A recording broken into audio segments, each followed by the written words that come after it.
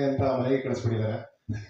So ಇವರು ನನ್ನ Raghu Raman cup ಅವರು ಬರಬೇಕು ಸ್ಟೇಜ್ ಮೇಲೆ. ಹಾಗೆ ಅದ್ರ ಜೊತೆಗೆ ಬ್ಯೂಟಿಫುಲ್ ರಾಕ್ಷಾ ಶೆಟ್ಟಿ ಅವರು ಕೂಡ ಬರಬೇಕು.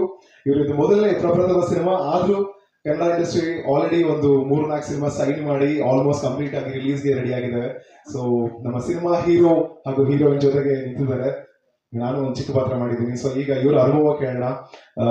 ಸೊ ಫಸ್ಟ್ಗೆ ನಾನು ಹೀರೋನ ಆಮೇಲೆ ಮಾತಾಡಿಸ್ತೀನಿ. ಅದಕ್ಕಿಂತ ಮುಂಚೆ first heroine ಮಾತಾಡಿಸ್ಬಿಡ್ತೀನಿ.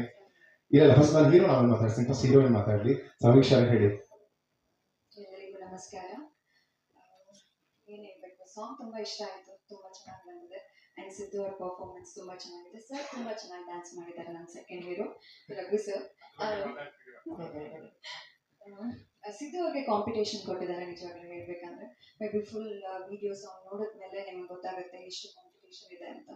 May be next ಅವ್ರಿಗೆ ಹೀರೋ ಚಾನ್ಸ್ ಸಿಕ್ಕಿದ್ರೆ ಸಿಗ್ಬೋದು. we are all expecting that. ನೀವು ಆ ಮೂವಿ ಹೀರೋಯಿನ್ ಆಗ್ತೀರಾ? ಅವ್ರ ಹೀರೋ ಆದ್ರೆ ನಿಮ್ಮನ್ನ ಪ್ರಶ್ನೆ ಕೇಳ್ತೀನಿ ಸರ್. ನೋಡಿ ಫಿಲಂ ಮೇಕರ್ಸ್ ಅವರು ಹೀರೋಯಿನ್ ಆಗ್ತೀರಾ ಅಂತ ಹೇಳಿದ್ರು ಸರ್. ಸರ್ ಪರವಾಗಿಲ್ಲ, ನಿಮ್ಗೂ ಒಂದು ಹೇಳಿ ಸಾಕು.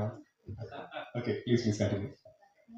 ತುಂಬಾ ಇನ್ಸ್ಪೈರಿಂಗ್ ಆಗಿದೆ. ಲಿರಿಕ್ಸ್ ಆಗಿರ್ಬೋದು, ದ ವೇ ಲಿಂಕ್ ಮಾಡಿದಾರಲ್ಲ ಒಂದಕ್ಕೊಂದು ಡಿಫ್ರೆಂಟ್ ಪ್ರೊಫೆಷನ್ಸ್, ಅದು ನನಗೆ ತುಂಬಾ ಇಷ್ಟ ಆಯ್ತು. ಮೇ ಬಿ ಹೋಗ್ತಾ ಹೋಗ್ತಾ ತುಂಬಾ ಆಡಿಯನ್ಸ್ಗೆ ಅದು ಇನ್ನೂ ಇಷ್ಟ ಆಗುತ್ತೆ, ತುಂಬಾ ಕನೆಕ್ಟ್ ಆಗುತ್ತೆ ಅಂತ